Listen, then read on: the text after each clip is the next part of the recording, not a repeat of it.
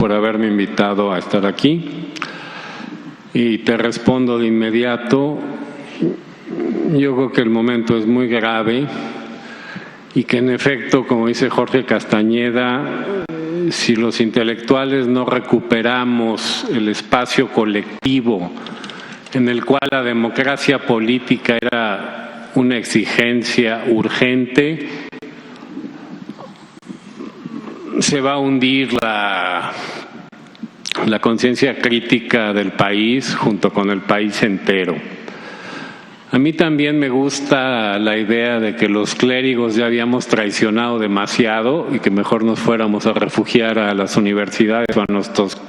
cafés literarios y dejáramos a la sociedad tranquila con su democracia. Pero resulta que otra vez somos necesarios y que otra vez somos necesarios juntos.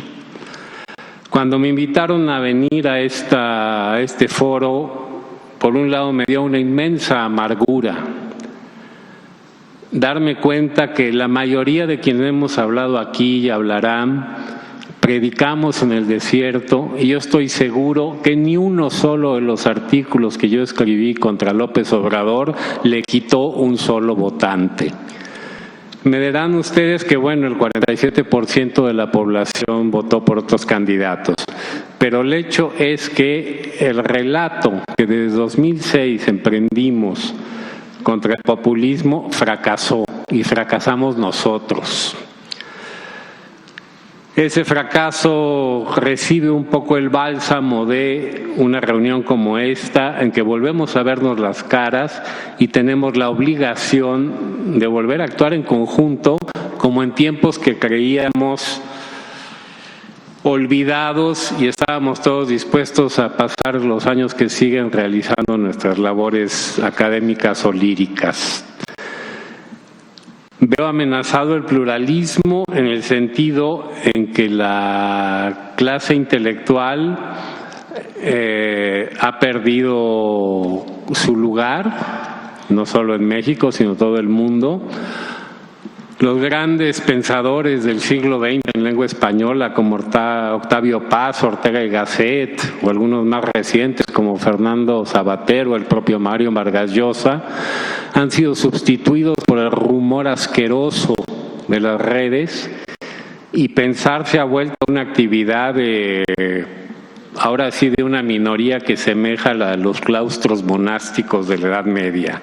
Entonces yo creo que si no retomamos las armas elementales del pluralismo, que son el artículo de opinión, el libro y lo que se puede hacer de bueno en las redes, estamos perdidos.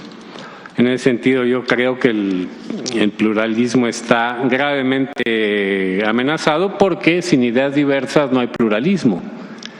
Y se nos está conduciendo hacia una situación de pensamiento único, con el aplauso, y no sé si debo seguir o interrumpirme ya, con el aplauso de otros intelectuales que son los que han estado con López Obrador desde 2006 y de los que me gustaría hablar. Yo creo que, respondiendo un poco a las preocupaciones de José Waldenberg y de Enrique Krause por la mañana, sí hubo una falla en la pedagogía de lo que es una democracia, un sistema eficaz de cambio de gobierno, de rendición de cuentas, pero no el paraíso sobre la tierra. Pero también hubo, en tres momentos que yo voy históricos, recientes, que me parece importante resaltar, una inmensa deslealtad de la intelectualidad de izquierda, sobre todo, ante la efectiva transición democrática que se verificó en México. Esta deslealtad comienza con la victoria de Vicente Fox, que era un político, un empresario del PAN, y aunque en su campaña hubo personajes de la izquierda, como el propio Jorge Castañeda,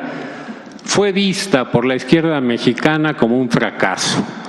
Si la alternancia democrática no se daba por la izquierda, no era alternancia, no era transición.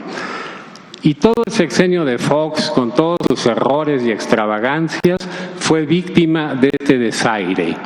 Como el presidente no era el que se suponía que debía ser, es decir, el Cuauhtémoc Cárdenas de 1968, lo que se hiciera en el sexenio de Fox no era democracia. Entonces hay culpables y hay desleales, y hubo una sistemática campaña para negar que había nada menos y nada más que salido del poder un partido que llevaba 70 años. Y luego vienen los errores del gobierno de Fox, el famosísimo desperdicio de su bono democrático, su renuencia de desmantelar el sistema clientelar del PRI y un largo etcétera.